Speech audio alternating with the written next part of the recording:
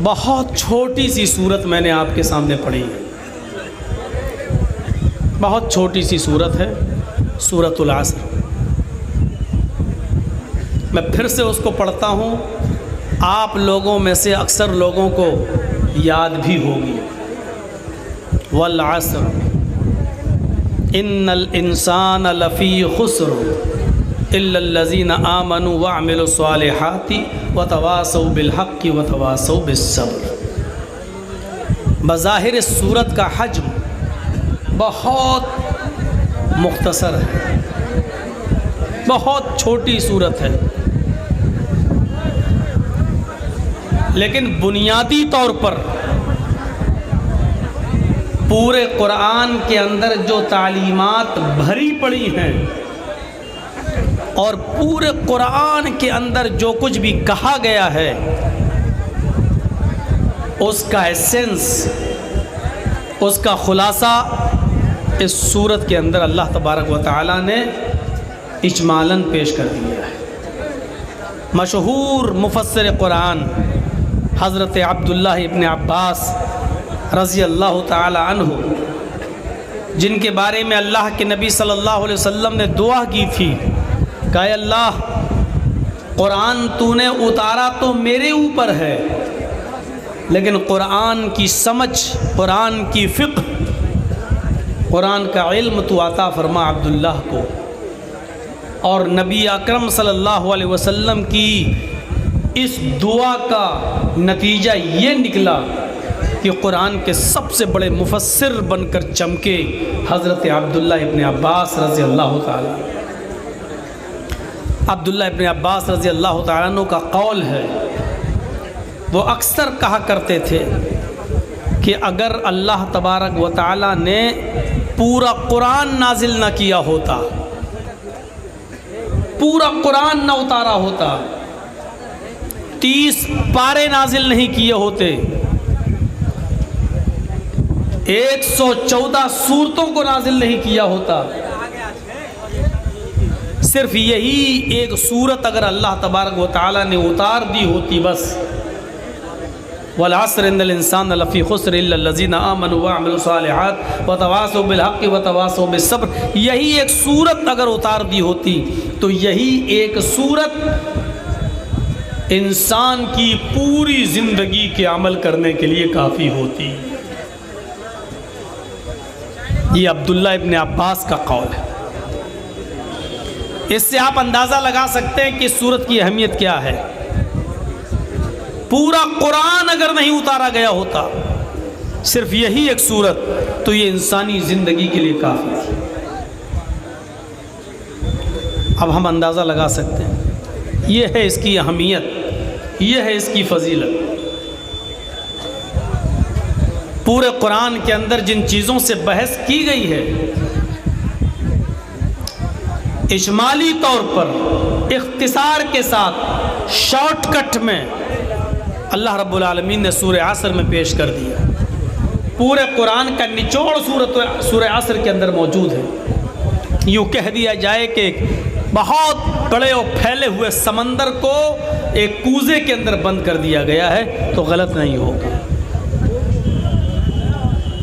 मुझे इसी सूरत की हल्की सी तशरीह आपके सामने करनी। इस सूरत के पहले जुमले पर गौर कीजिए। अल्लाह रब्बुल आलमीन ने कसम खाई,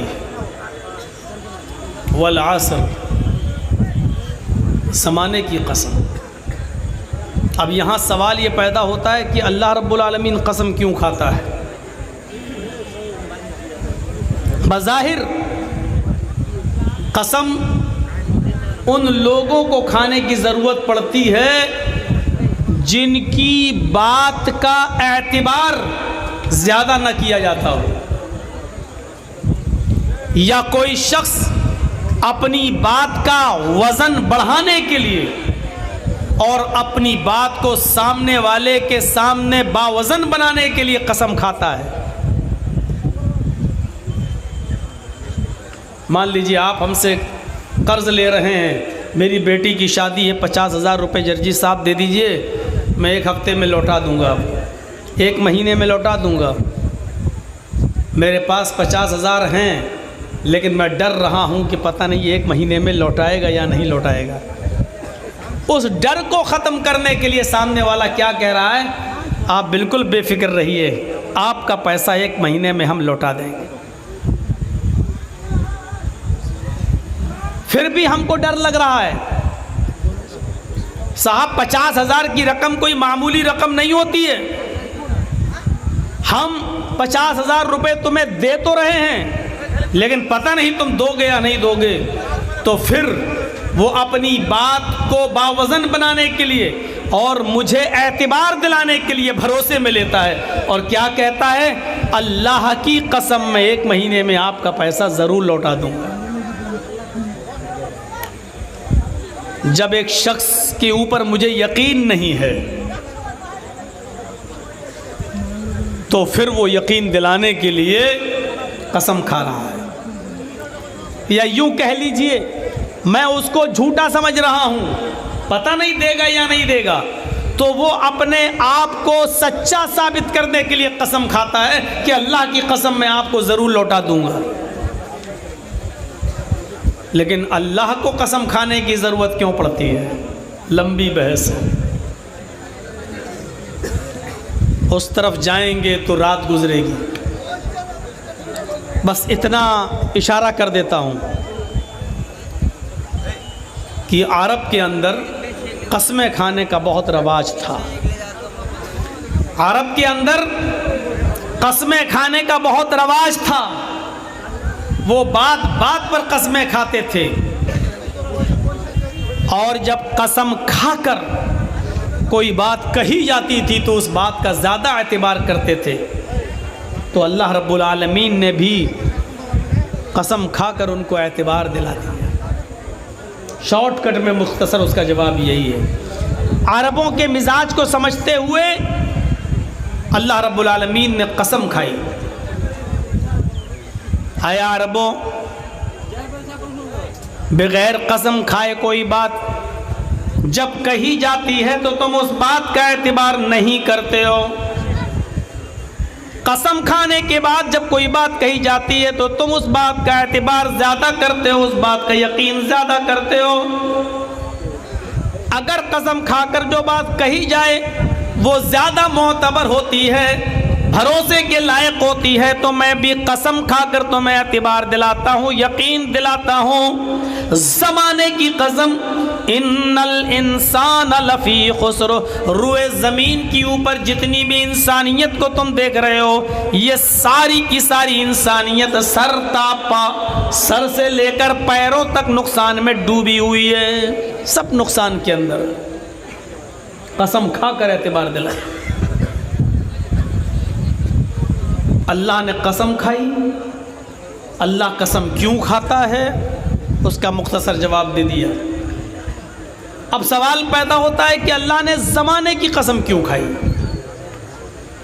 अल्लाह रब्बुल आलमीन ने बहुत से मकामात पर बहुत सी चीज़ों की कसम खाई। कभी सूरज की कसम खाई, वश्शम्सी वज़ुहाहा,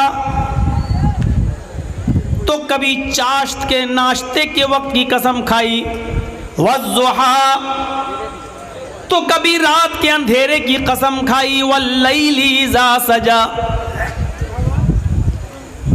कहीं उसने चांद की कसम खाई, वल्क़मरी इज़ा तलाहा, कहीं उसने फलों की कसम खाई, वत्तीनी वज़्ज़ैतून, कभी उसने फजर की नमाज के वक्त की कसम खाई, वल फज्र, और कहीं उसने अपने आप की भी कसम खाई, फला व रब्बिका ला युमिनून हत्ता युहक्किमूका फीमा शजर बैनहुम। ये अल्लाह ने कसमें खाई हैं, लेकिन यहाँ उसने ज़माने की कसम खाई। वल अस्र, ज़माने की कसम, जब सारी दुनिया के इंसानों को उसने नुकसान में बताया तो उसके लिए ज़माने की कसम खाई। और उसके पीछे भी एक रीज़न है। रीज़न क्या है?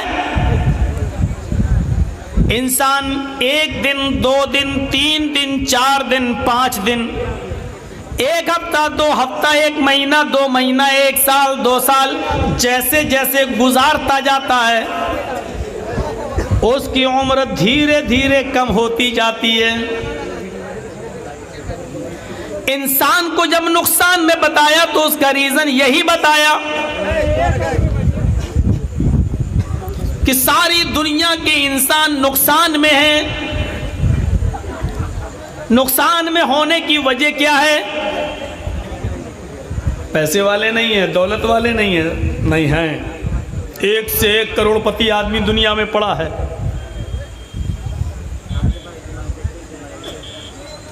एक से एक, बल्कि इस वक्त पूरी दुनियावी सतह पर अगर देखा जाए तो दुनिया का सबसे अमीर आदमी भी नंबर 1 पर कुवैत का एक पाकिस्तानी आदमी है,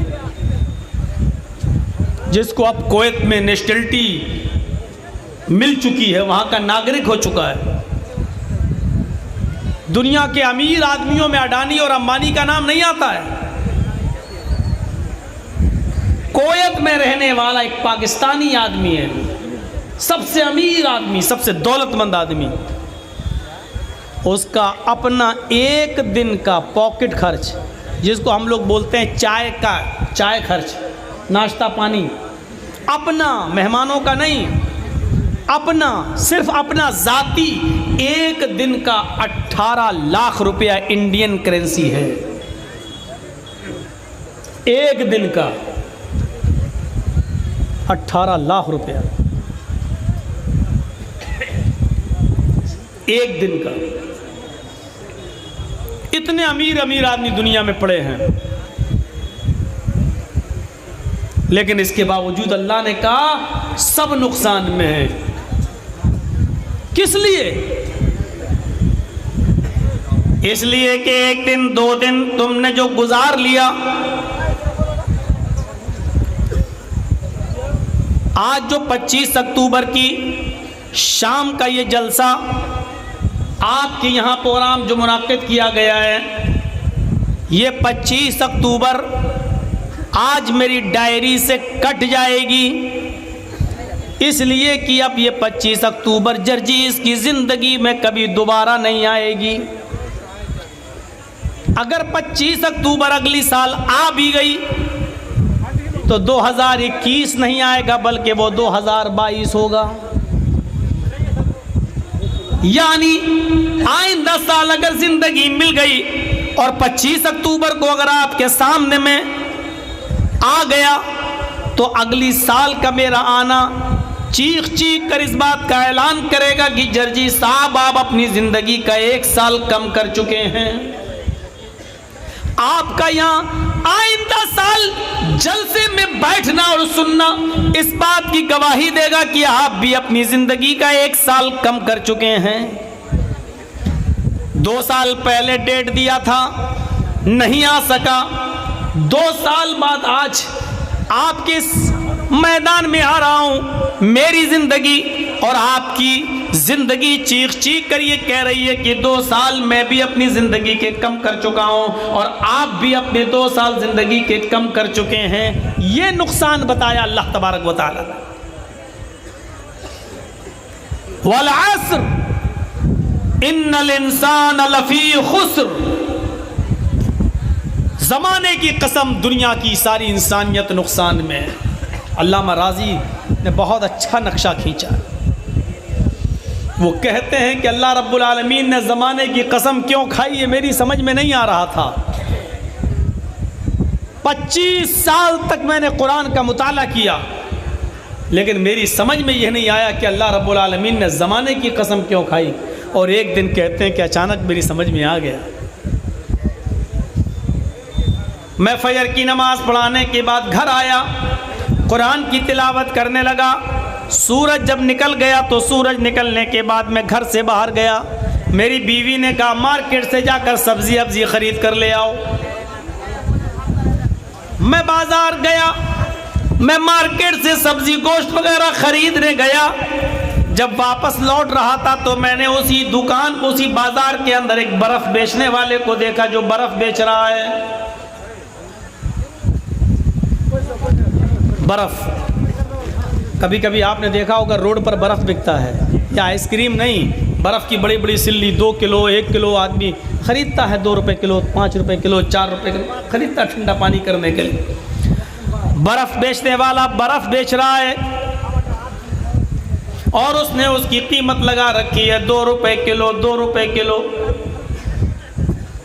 इमाम राजी फरमाते हैं कि मैं अपने घर पे आया सब्जी लेकर, ज़ोहर की नमाज पढ़ने जब मैं मस्जिद में गया और नमाज पढ़ाकर जब वापस आ रहा था तो मैंने बर्फ़ बेचने वाले को देखा कि उसने बर्फ़ की कीमत कम कर दी। 2 रुपये किलो कोई नहीं ख़रीद रहा था, महंगे की वजह से उसने बर्फ़ की कीमत कम कर दी, 1 रुपये किलो, 1 रुपये किलो, 1 रुपये किलो। इमाम राजी फरमाते हैं कि मैं असर की नमाज पढ़ाकर जब वापस आ रहा था तो मैंने देखा बर्फ़ बेचने वाले ने उसकी कीमत और कम कर दी, 50 पैसे किलो, 50 पैसे किलो। मगरिब की नमाज पढ़ाकर जब मैं वापस आ रहा था तो मैंने बर्फ़ बेचने वाले को देखा कि उसने बर्फ़ की कीमत और कम कर दी, क्योंकि 50 पैसे किलो भी कोई ख़रीद नहीं रहा था, 25 पैसे किलो, 25 पैसे किलो। इशा की नमाज पढ़ाकर जब मैं वापस आ रहा था तो मैंने देखा कि बर्फ़ बेचने वाला चीख चीख कर ये कह रहा था कि लोगों, मेरा बर्फ़ घुल जाएगा, पिघल जाएगा, बेकार हो जाएगा, तुमको 25 पैसे किलो भी नहीं लेना तो आओ, मेरा बर्फ़ ऐसे ही ले जाओ, अपने घर में ठंडा पानी करो और अपने बीवी बच्चों को पिला दो, कम से कम 2-4 दुआएं उनके मुंह से निकल जाएंगी, मैं फ्री में बर्फ़ दे रहा हूँ, फ्री में ले जाओ। इमाम राजी कहते हैं मैंने इशा के बाद खाना खाया और खाना खाने के बाद जब मैं बिस्तर पर सोने गया तो मेरी आदत थी सोने से पहले कुरान की तिलावत करना। मैं कुरान पढ़ने के लिए बैठ गया, कुरान पढ़ते पढ़ते फिर मैं इसी सूरत के ऊपर से गुजरने लगा। वल अस्र इन्नल इंसान लफी खुस्र इल्लल्लज़ीना आमनू व अमिलुस सालिहाति व तवासौ बिल हक़्क़ि व तवासौ बिस सब्र। इमाम राजी कहते हैं कि आज मेरी समझ में आ गया कि अल्लाह ने ज़माने की कसम क्यों खाई। इमाम राजी कहते हैं कि अल्लाह ने ज़माने की कसम इसलिए खाई कि जिस तरह बर्फ़ घुलता जाता है, बर्फ़ पिघलता जाता है, उसकी कीमत ऑटोमेटिक कम होती चली जाती है। बर्फ़ जैसे जैसे घुलता जा रहा, पिघलता जा रहा है, 2 रुपये किलो से 1 रुपये किलो, 1 रुपये किलो से 50 पैसे किलो, 50 पैसे किलो से 25 पैसे किलो, और फ़र्क वक्त आता है कि वो फ्री में ले जाओ। बर्फ़ घुलता जा रहा है, उसकी कीमत कम होती जा रही है, और बर्फ़ घुलता जाता है वो ख़त्म भी होता जाता है। बर्फ़ घुलता जा रहा है तो मिटता जा रहा है, ख़त्म होता जा रहा है, जैसे जैसे पिघलता जा रहा है ख़त्म होता जा रहा है। ऐसे ही इंसान की ज़िंदगी 1 दिन, 2 दिन, 4 दिन, 1 हफ्ता, 2 हफ्ता, 10 दिन, 20 दिन, 1 महीना, 2 महीना, जैसे जैसे वो गुजारता जा रहा है उसकी ज़िंदगी कम होती चली जा रही है। बर्फ़ की तरह इसकी ज़िंदगी खुल रही है। समझ गए हैं? तो अल्लाह ने इसलिए ज़माने की कसम खाई है क्योंकि बर्फ़ घुलता जाता है, ज़माना भी 1 साल 2 साल होते होते हमारी उम्र को कम करता जाता है। अब सुनिए, जो बात मुझे कहनी है वो ये कि हमारी ज़िंदगी कम हो रही है, हकीकत में कम नहीं हो रही है। हकीकत में हम अपनी कब्र के करीब हो रहे हैं। ये सबको मालूम है कि हमारी मंजिल क्या है, सब जानते हैं ठिकाना क्या है, कब्र। आज से 10 साल पहले, 5 साल पहले, 2 साल पहले, 1 साल पहले किसी न किसी को तो आपने मिट्टी दी होगी, कब्र में दफन किया होगा। आज उनकी हड्डियां सड़ गल गई होंगी। हमारे और आपके साथ भी तो यही होना है। कौन आदमी इसका इनकार कर सकता है? हमारी ज़िंदगी कम नहीं हो रही है, हमारी ज़िंदगी कब्र के करीब होती चली जा रही है। हम कब्र के करीब होते चले जा रहे हैं। 2 साल पहले आपको तारीख दी थी, 2 साल बाद आज आ रहा हूँ। हमारी बॉडी, हमारा जिस्म ये कह रहा है आपसे कि जर्जीस 2 साल अपनी कब्र के करीब हो गया है। अच्छा, इससे भी खुलकर एक बात और आगे कह दूँ, हम अपनी कब्र के करीब हो ही रहे हैं, लेकिन हकीकत में 2 ही ठिकाने हैं जिनमें से हमें किसी एक ठिकाने में जाना है, तीसरा कोई ठिकाना नहीं है। 2 ही ठिकाने हैं, जन्नत, दूसरा जहन्नम। या तो हम और आप जन्नत में जाएंगे या जहन्नम में, जन्नत में जाएंगे या जहन्नम में। जन्नत में जाने वाला अमल तो कोई दिखाई दे नहीं रहा है, सिवाय इस बात के कि अल्लाह रब्बुल आलमीन की रहमत और उसकी मर्ज़ी को दखल हो जाए।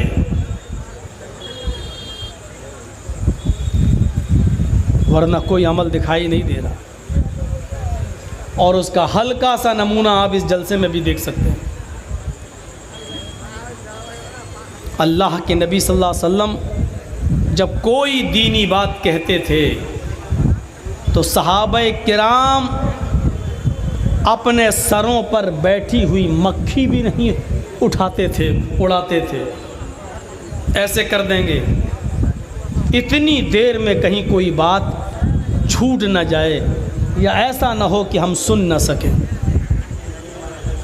जर्जीस साहब के पीछे पंखा चल रहा है, फैन जिसकी हवा लग रही है हमें। उस ज़माने में ये इलेक्ट्रिक फैन नहीं थे, पंखे नहीं थे, बैटरियां नहीं थी। खजूर के पत्तों से हैंड फैन बना लिया करते थे, हाथ के पंखे मस्जिदों में वो उठाकर झलते थे। लेकिन जब तक अल्लाह के रसूल स्पीच देते थे, तकरीर करते थे, खुतबा देते थे या मस्जिद में वाज़ो नसीहत करते थे, तो सहाबाए किराम उन खजूर के पत्तों से बने हुए हैंड फैन भी मस्जिद से उठाते नहीं थे। सख्त गर्मी के बावजूद उसको उठाकर झलते नहीं थे।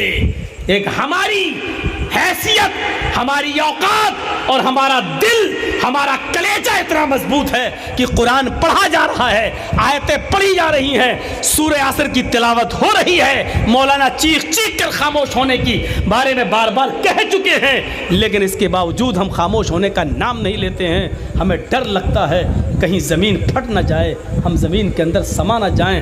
ऐ अल्लाह, इतनी सी बातों पर पहले आग के अजाब नाजिल हो जाया करते थे, पत्थरों की बारिशें नाजिल हो जाया करती थीं। ऐ अल्लाह, ऐ अल्लाह, तू कैसे रुका हुआ है? आज हमारे ऊपर पत्थरों की बारिश क्यों नहीं हो रही है? मेरे भाइयों, शायद ये हमारे नबी की उस दुआ का नतीजा है कि अल्लाह हमारी उम्मत को आग और पत्थरों के अजाब से हलाक व बर्बाद मत कर। ये हमारे कलेजे हैं, हमारे गुर्दे हैं, इतने मजबूत हैं कि सब कुछ सुनने के बावजूद भी हम शोर करते हैं। ये कुरान व हदीस हल्का हमारे अमल नहीं दिखाई दे रहे, नहीं दिखाई दे रहे। तो 2 ही ठिकाने हैं, हम और आप दोनों ठिकानों में से किसी एक ठिकाने के करीब हो रहे हैं।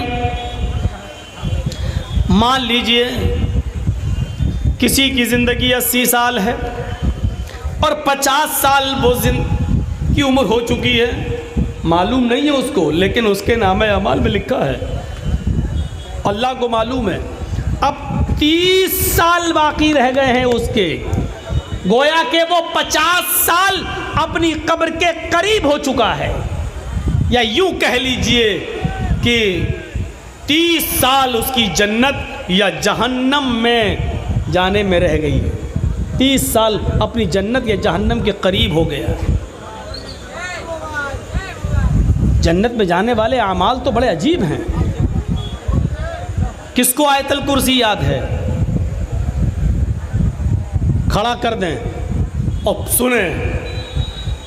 कभी कभी दिल चाहता है कि कभी कभी किसी को खड़ा करके सुनना भी चाहिए। कि देखें 20 साल की तकरीरों का रिजल्ट क्या निकला है।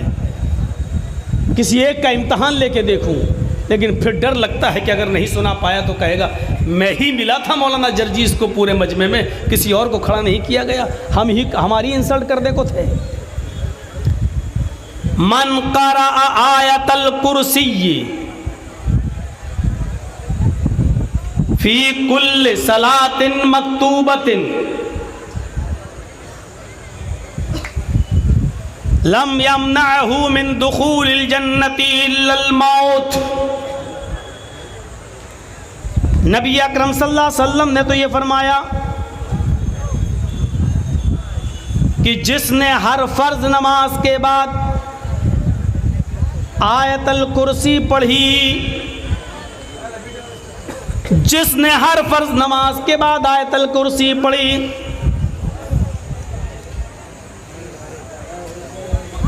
याद रखना हर फर्ज नमाज के बाद आयतल कुर्सी। अब याद है कि नहीं है? नहीं है तो करो।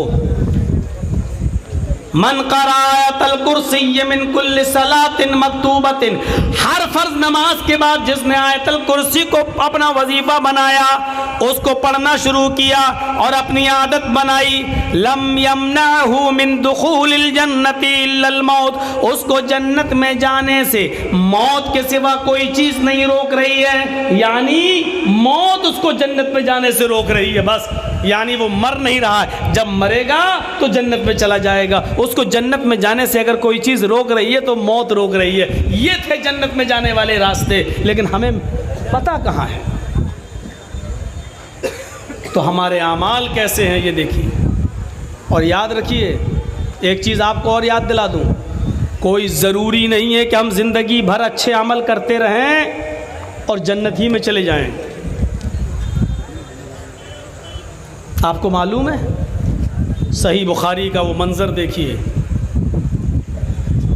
पूरी जिंदगी नेक अमल किया सहाबी रसूल। और कौन सहाबी रसूल? अल्लाह के रसूल के पीछे नमाज़ें भी पढ़ते थे, नबी अकरम सल्लल्लाहु अलैहि वसल्लम के साथ उम्रा भी किया, नबी के साथ चलते थे फिरते थे, नबी को देखा था, नबी को देखकर ईमान भी लाए थे, तहज्जुद की नमाज भी पढ़ते थे। ग़ज़वा उहद के मौके पर सबसे आगे लड़ने में वही थे, सबसे पहले तलवार उन्होंने ही मियान से निकाली, सबसे पहले काफिरों के भीड़ में वही घुसे, कई काफिरों को मारते चले गए। नबी अकरम सल्लल्लाहु अलैहि वसल्लम से सहाबा ने अर्ज़ किया, एक सहाबी ऐसे थे, कहने लगे अल्लाह के रसूल उसने तो हक़ अदा कर दिया, देखिए कितनी बहादुरी से लड़ रहा है, कई काफिरों की गर्दनें उड़ाता हुआ चला जा रहा है, देखिए कितनी महारत से लड़ रहा है। बुखारी के अल्फाज पर गौर कीजिए, अल्लाह के नबी सल्लल्लाहु अलैहि वसल्लम मुस्कुराते हैं और कहते हैं जिसने किसी जहन्नमी को न देखा हो फलयंजुर इला हाज़ा, वो इस आदमी को देख ले, ये जहन्नमी है। किसके बारे में? सहाबी के बारे में। हम तो नमाज पढ़ के निकलते हैं दाढ़ी पे हाथ फेरते हुए, तो ऐसा लगता है जैसे अल्लाह पर बहुत बड़ा एहसान करके आ रहे। यहाँ नबी के साथ रहा, नबी के साथ उठा, नबी के साथ बैठा, नबी के साथ चला, यहाँ तक कि जंगें भी लड़ी। ग़ज़वा उहद में सबसे आगे आगे लड़ रहा है। और अल्लाह के रसूल ने क्या कहा? जिसको जहन्नमी देखना हो देख लो इसे। वो सहाबी कहते हैं बड़ा तजस्सुस हुआ मुझे कि ये आदमी इतनी बहादुरी से लड़ रहा है, नमाज में सबसे आगे रहता है, फिर अल्लाह के रसूल सल्लल्लाहु अलैहि वसल्लम इसको जहन्नमी क्यों कह रहे हैं? कहा आज मैं देखूंगा आखिर ऐसा कौन सा अमल ये करता है। लास्ट में वो उसके पीछे पीछे रहे, दूसरे सहाबी उसको देखते रहे, उसका पीछा करते रहे। क्या देखते हैं कि ये सहाबी लड़ते लड़ते मैदान जंग में जख्मों से चूर हो गए। तकलीफ, एक खाई में पड़े हुए हैं, तकलीफ बर्दाश्त नहीं कर पा रहे हैं जख्मों की। जो जासूसी कर रहा था, जो सहाबी जो इनके पीछे लगा था, वो देख रहा कि देखें ये क्या करते हैं, अल्लाह के नबी ने इतने बड़े मर्द मुजाहिद को कैसे जहन्नमी कह दिया।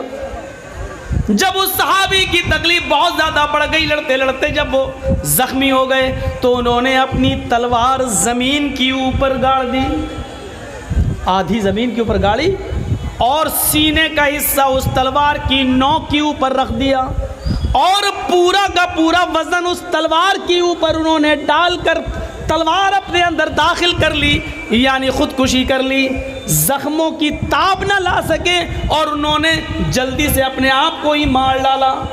ऐसी ज़िंदगी से तो मर जाना ही बेहतर है। अब ऐसी तड़प तड़प के मौत से क्या फ़ायदा है। हमें काफिरों ने इतनी जगह से हमें काट डाला है कि अब मैं ज़िंदगी भर तड़प तड़प के क्यों मरूं। उन्होंने तलवार ज़मीन के ऊपर गाड़ी और अपना वज़न उसके ऊपर रख दिया और ख़ुदकुशी कर ली, ख़त्म। जो सहाबी देख रहे थे वो आए और कहने लगे अशहदु अल्ला इलाहा इल्लल्लाह व अशहदु अन्ना मुहम्मदन अब्दुहु व रसूलुहु।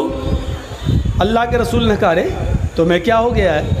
ताज्जुब इसलिए किया कि तुम तो पहले ही से मुसलमान हो, फिर आज अचानक ये कलमा पढ़ रहे हो, ऐसा क्यों? कहा अल्लाह के रसूल, अभी थोड़ी देर पहले आपने कहा था जिसको जहन्नमी देखना हो उसको देख ले, आज मैंने अपनी आंखों से देख लिया है। पूरी ज़िंदगी जिसने दीन पर नेक काम किए, दीन पर अमल किया और आखिरी वक्त में गलत काम कर गए, ज़ख्मों की ताप न ला सके और ख़ुदकुशी करके उन्होंने अपने आप को मार लिया। अल्लाह के नबी फरमाते हैं जहन्नम में जाएंगे, ज़रूरी नहीं है कि नेक अमल हम करें और जन्नत मिल जाए। आखिरी अमल देखा जाएगा हमारा, आखिर वक्त में हमारा अमल कैसा रहा। इन्नमल अअमालु बिल ख़वातीम, अमाल का दारो मदार आखिरी उम्र से होता है। एक इंसान ज़िंदगी भर नेक अमल करता है, यहाँ तक कि उसके और जन्नत में जाने के दरमियान सिर्फ एक बालिश का फासला रह जाता है, एक हाथ का फासला रह जाता है। लेकिन यही से अल्लाह उसकी नीयत को, उसके दिल को बदल देता है और फिर वो गुनाहों के कामों में मुलव्वस हो जाता है, गुनाहों के कामों में पड़ जाता है और उसके बाद वो आदमी जन्नत में जाने से रह जाता है और जहन्नम का मुस्तहिक ठहर जाता है।